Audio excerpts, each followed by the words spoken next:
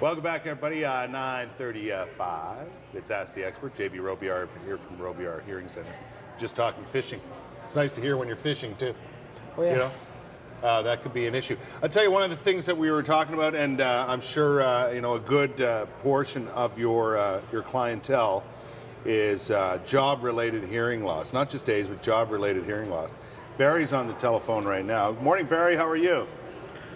Very good, thank you. How are you? Very good. Now, you are one of those people who had, well, your job was a loud one, was it not? Yeah, it certainly was. I worked around heavy equipment all my life. I also played drums back in the day, and so I know that I have some hearing issues a little bit. Right. I find now with this program now that Mr. Robillard was talking about. Right.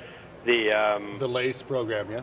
Yeah, that when I'm in a conversation with someone, and there's talking going on around in the background, mm-hmm.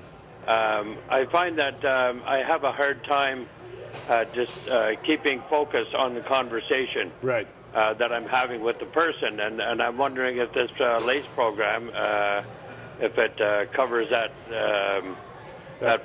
sort of thing. That problem, you know, that to me, I think it's the background noise. It really throws me off. If there's other people like sitting at a table or something, and there's a lot of talk going on and things like that, or whatever, I really have a hard time focusing on the issues. So a crowded room is not kind to you, then?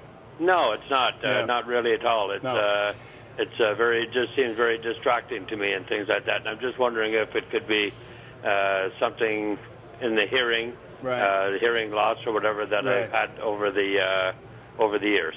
Now, let me ask you, Barry, have you had a hearing exam recently, or? No, actually, I haven't. When I first started working in my job, there was one done. Yeah. And I'm actually getting ready to retire, so right. Well, it might be a good idea to have another one now, just to check it out to see that if they still have the first test, if there were. Right. Is hearing loss and how much actually there is. I think Barry is a prime candidate for a program like the LACE program. It would be appropriate. More than likely, he's got a noise-induced hearing loss. Just by going by his work history, for instance. Yeah. It sounds like there's a lot of noise exposure. And to be a drummer. And to be a drummer as well. That's right. And so typically, what develops with a noise-induced hearing loss is a high-frequency hearing loss. Yeah. And very often that's associated with just a lack of clarity, a lack of word discrimination. Right. What he could always try as well, if he can always download the Hear Coach program from iTunes, which is a lesser form of LACE. So all you got to do is just log into iTunes. It's called what? Hear Coach. Hear Coach. And I've actually got the program right here on the iPad. Right. And it's a great introduction to LACE. It's something that he can do on his own on his home computer. Right. And it's a word tester, and so basically it's a memory test, as well as a hearing and noise test as well. And so it might be indicative. He might get a sense of some of his issues just by performing the test. Right. And it might demonstrate some of his challenges. And perhaps give him a little bit more direction. But I would suggest to Barry just to have a full hearing evaluation. Yeah. More than likely, there's a hearing loss related to his work experience. And Barry, do it before you retire. That way, it's covered by your company, at least part of it. That's it's in.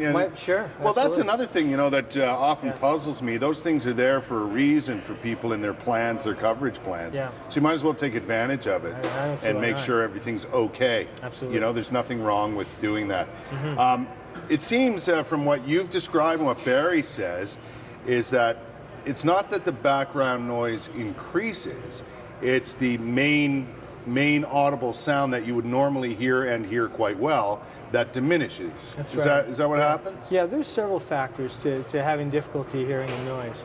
And that's where we've, and that's something again that's become more evident to us with the new technologies, where we're really able to very aggressively correct somebody's hearing loss.